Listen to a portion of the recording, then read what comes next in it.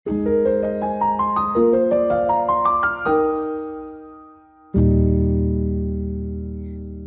Bapak Ibu dan Saudara yang terkasih dalam Tuhan, senang kita bisa berjumpa kembali dalam Sapaan Gembala hari ini. Mari bersama-sama kita berdoa. Tuhan, kami mengucap syukur untuk penyertaan, untuk kasih setia Tuhan yang tak pernah berkesudahan dalam hidup kami. Saat ini kami akan merenungkan sebagian dari firman-Mu. Kiranya Engkau berkati kami dengan hikmat, kuasa, dan pertolongan, sehingga kami boleh memahami kebenaran firman-Mu dan juga melakukannya. Demi nama Tuhan Yesus kami berdoa. Amin.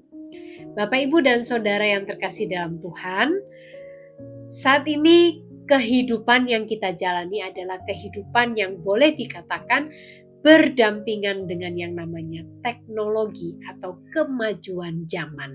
Dan kita tidak pernah bisa menghindari hal itu. Kalau saat ini kita melihat kemajuan teknologi di sekitar kita melalui WhatsApp, YouTube, Instagram, Telegram, Facebook, TikTok, bahkan juga yang lainnya. Bahkan sekarang ada yang namanya AI, ya, Artificial Intelligence. Nah, Bapak Ibu Saudara, tentu terhadap kemajuan teknologi, satu sisi kita bersyukur bahwa ada banyak hal yang bisa mempermudah semua mungkin urusan kita dan sebagainya. Tetapi di satu sisi ada hal-hal yang nampaknya tetap harus kita waspadai. Bahwa ternyata seiring berkembangnya teknologi, tak jarang pula ada orang-orang tertentu yang memanfaatkan kemajuan teknologi ini sebagai alat atau sarana untuk melakukan hal-hal yang tidak baik atau hal-hal yang jahat. Salah satunya adalah Bapak Ibu, banyak orang atau oknum-oknum mempergunakan atau memanfaatkan sosial media ini atau media sosial ini untuk apa? Menyebarkan berita-berita yang tidak benar atau berita yang kita sebut atau yang kita kenal dengan hoax, begitu ya. Jadi berita itu disampaikan sedemikian rupa dan buat orang-orang yang tidak benar-benar mencari kebenarannya, maka orang-orang yang seperti inilah yang akan cepat termakan dengan berita-berita yang tidak benar atau yang hoax tadi. Bahkan kalau kita lihat kemajuan dengan adanya AI hari ini, itu bisa dipakai untuk apa? Mengambil suara orang lain persis diolah sedemikian rupa, lalu dibuat video dan sebagainya. Nah, Bapak Ibu dan Saudara yang terkasih dalam Tuhan, akhirnya apa? Teknologi yang seharusnya mungkin bisa menolong kita dalam keseharian hidup kita, ternyata di satu sisi juga bisa merugikan kita. Walaupun itu kita katakan oknum-oknumnya tadi, bahwa mereka-mereka inilah yang mencoba untuk menyesatkan kita menggunakan teknologi yang ada sekarang ini. Bapak, Ibu, dan Saudara, berkaitan dengan hal itu, apa yang disampaikan oleh Rasul Petrus di dalam surat 2 Petrus pasal 2 ayat 17 hingga ayat yang ke-22. Guru-guru palsu itu adalah seperti mata air yang kering, seperti kabut yang dihalaukan topan. Bagi mereka telah tersedia kegelapan yang paling dahsyat, sebab mereka mengucapkan kata-kata yang congkak dan hampa dan mempergunakan hawa nafsu cabul untuk memikat orang-orang yang baru saja melepaskan diri dari orang-orang yang hidup dalam kesesatan. Mereka menjanjikan kemerdekaan kepada orang lain, padahal mereka sendiri adalah hamba-hamba kebinasaan, karena orang diperhamba oleh yang mengalahkannya.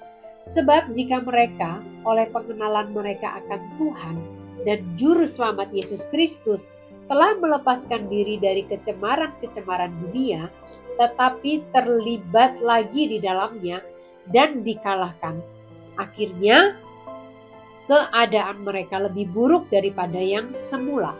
Karena itu lebih baik bagi mereka jika mereka tidak pernah mengenal jalan kebenaran daripada mengenalnya, tetapi kemudian berbalik dari perintah kudus yang disampaikan kepada mereka.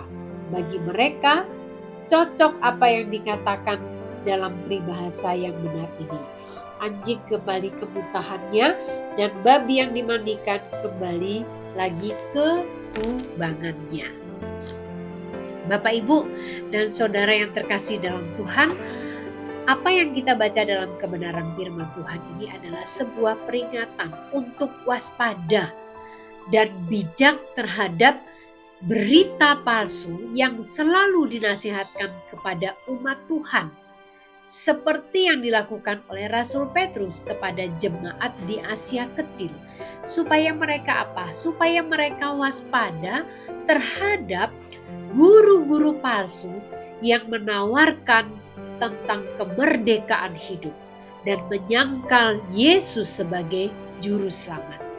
Guru-guru palsu ini mencoba untuk mempengaruhi umat, mengajak mereka untuk apa? Melakukan perbuatan daging seperti keserakahan, perzinahan, penyembahan berhala, dan sebagainya. Bapak, Ibu, apa yang sebenarnya mereka ingin cari?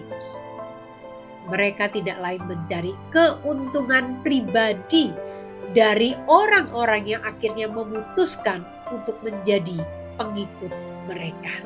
Nah, Bapak, Ibu, kita tidak bisa memungkiri sekali lagi bahwa berita palsu itu akan mungkin ada di sekeliling kita. Bahwa orang-orang yang berusaha menyesatkan kehidupan kita untuk semakin jauh dari Tuhan, itu juga mungkin ada di sekitar kita. Tetapi hari ini firman Tuhan mengajarkan kita, mengingatkan kita kembali untuk kita tetap waspada ketika kita menerima informasi bahkan ajaran apapun. Biarlah kita setia berdoa, membaca kebenaran firman Tuhan, menjaga kekudusan hidup kita. Itu adalah upaya yang bisa kita lakukan untuk membentengi diri kita supaya kita tidak mudah terjatuh untuk mengikuti ajaran-ajaran yang palsu.